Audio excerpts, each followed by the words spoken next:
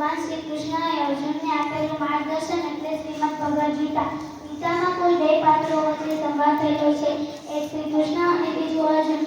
ભગવાનની વાણી એટલે ગીતા, ભગવાનનું હૃદય એટલે ગીતા, ભગવાને ગાયેલું ગીત એટલે ગીતા. ભગવદ ગીતા એ સંસ્કૃત ભાષામાં રચાયેલો ગ્રંથ છે. ભગવદ ગીતામાં કુલ 18 અધ્યાય અને 64 શ્લોકો આવેલા છે. ગીતામાં મોટા ભાગના શ્લોકો અનુષ્ઠુપ છંદમાં રચાયેલા છે.